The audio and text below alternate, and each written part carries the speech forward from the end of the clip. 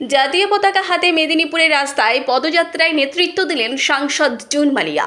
সিন্দুর অপারেশনের পর দেশবাসী ও ভারতীয় সেনাবাহিনীকে সম্মান জানিয়ে এই বিশেষ কর্মসূচির আয়োজন করা হয়। মূল উদ্যোক্তা ছিলেন সাংসদ নিজেই। তার সাথে উপস্থিত ছিলেন তৃণমূল কংগ্রেসের নেতৃত্ব এবং শহরের বহু সাধারণ মানুষ। এই পদযাত্রা শুরু হয় মেদিনীপুর শহরে বিদ্যাসাগর হল থেকে।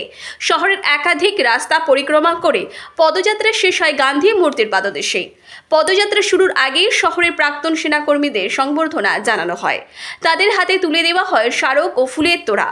অনেক প্রাক্তন সেনাকর্মীও এদিন পদযাত্রায় অংশগ্রহণ করেন। এই কর্মসূচির মাধ্যমে জাতীয়তাবাদ, দেশপ্রেম ও সেনাবাহিনীর প্রতি শ্রদ্ধা জ্ঞাপনের বার্তা দেওয়া হয় বলে জানান সাংসদ জুন মালিয়া। আজকে আমাদের দলনেত্রী মমতা বন্দ্যোপাধ্যায় তিনি নির্দেশ দিয়েছেন যে আজকের এই পেট্রিয়টিক র্যালি করতে। এটা শুধু আমাদের মেদিনীপুরে হচ্ছে না, আজ এবং কাল মিলিয়ে গোটা রাজ্যে প্রত্যেকটি আরবান এরিয়াতে, আমাদের ব্লকে, ডিস্ট্রিক্টে, প্রত্যেকটি জায়গায় আজকের মতোই আজ এবং কাল আমাদের পেট্রিয়টিক র্যালি হবে। এই র্যালির একটি উদ্দেশ্য যে আমাদের অপারেশন সিন্দুরে আমাদের সেনাবাহিনী, আমাদের সশস্ত্র বাহিনী যেভাবে, যে সাহসিকতার সাথে এবং সুশৃঙ্খল ভাবে, বলিষ্ঠতার সাথে যেভাবে অভিযান করেছে, তার জন্য আমরা নাগরিক হিসেবে খুবই গর্বিত। একই সাথে যারা শহীদ হয়েছেন তাদের প্রতি আমাদের শ্রদ্ধাঞ্জলি, আমাদের শ্রদ্ধা এবং তাদের পরিবারের প্রতি আমাদের গভীর কৃতজ্ঞতা। সেইটুকুই বলার, এবং একটু পরেই আমাদের র্যালি শুরু হবে। এই র্যালিতে সব আমাদের মেদিনীপুরে যারা এক্স সার্ভিসম্যান আছে তারা যেমন আছেন, তাদের পরিবারের সদস্যরাও থাকবেন এবং সাধারণ নাগরিকও জয়েন করবেন। দেখুন, দুদিন ধরে মিছিলটা হবে, তো যেহেতু আমরা চাইছিলাম যে দুদিন ব্যাপকই মিছিল হয়, 17 এবং 18, তাই আমি আজকে আমার মেদিনীপুর লোকসভা কেন্দ্রকে রিপ্রেজেন্টেটিভ করছি এমপি হিসেবে, এবং আজকে মিছিলটা একটা র্যালি হচ্ছে এবং আগামীকাল আমাদের জেলা যিনি প্রেসিডেন্ট এবং আমাদের অন্যান্য শাখা সংগঠন, আজকেও যেমন আমাদের শাখা সংগঠনরা আছে, কালকেও একইভাবে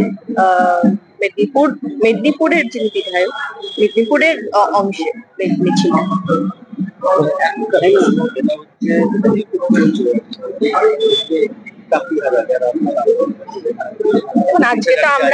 আজকে তো আমরা একটা নির্দিষ্ট একটা র্যালিতে এসেছি, তাই আজকে এগুলো নিয়ে আর কথা বলবো না, তার জন্য।